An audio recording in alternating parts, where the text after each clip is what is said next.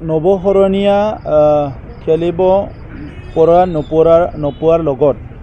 NDA এলায়েন্সৰ যিটো team আছে ইয়াৰ কাৰণে কোনো এফেক্ট নহয় কাৰণ ইতিমধ্যে আমাৰ বিটিআৰ অঞ্চলত যিটো নেকি কমুনেল এটা চিন্তা আছিলে বিভিন্ন জাতি জনগোষ্ঠীৰ মাজত বড়ো অবড়ো জাতি ভেদাভেদ এই চিন্তাবিলাক আছিলে যোৱা 3টা বছৰত UPPL BJP মিলি এটো শেষ কৰি দিছে এতিয়া আমাৰ যিটো 4টা মূল উদ্দেশ্য আছিলে বিটিআৰ অঞ্চলত চৰকাৰ গঠন কৰা প্ৰথম উদ্দেশ্য আছিলে স্থায়ী শান্তি আনিব লাগে 1 নম্বৰ আমি সফল হৈ গলো স্থায়ী শান্তি আহি গল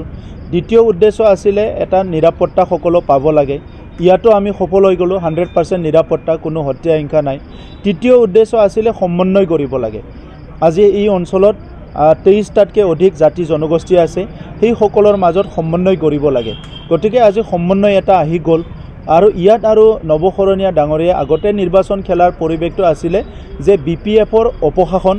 BPFে বিভিন্ন জাতি জনগোষ্ঠীৰ অঞ্চলত ৰাস্তা নিৰ্মাণ কৰা নাছিল স্কুল নিৰ্মাণ কৰা নাছিল কোনো কাম কৰা নাছিল ইয়াৰ খোফত নৱশৰণীয়া ডাঙৰীয়াক বিভিন্ন জনগোষ্ঠীৰ ৰাইজে ভোট দিছিলে কিন্তু আমি 3টা বছৰত এই কামবিলাক সব কৰি দিলো আমি 700খনতকৈ অধিক মন্দিৰত 2 লাখ কৰি টকা দিলো ধৰ্মীয় অনুষ্ঠানবিলাকত আমি 1000 কিলোমিটাৰতকৈ বেছি ৰাস্তা নিৰ্মাণ কৰিলো বিভিন্ন জাতি জনগোষ্ঠীৰ মাজত আমাৰ চৰকাৰত এতিয়া অকল বড়ো নহয় ইয়াত বিভিন্ন জনগোষ্ঠীৰ EM আছে সো তেনেকুৱা মিলি প্লে আগত যেটো পৰিবেশ আছিলে BPFৰ সময়ত একপক্ষীয়ভাৱে ৰাজনীতি কৰি আছিলে এতিয়া এই ৰাজনীতিটো নাই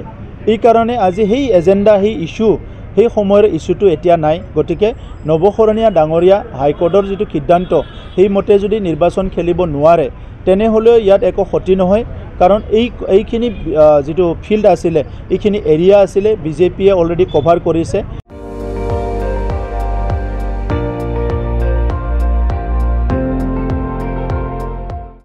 আপুনি চাই আছে ND24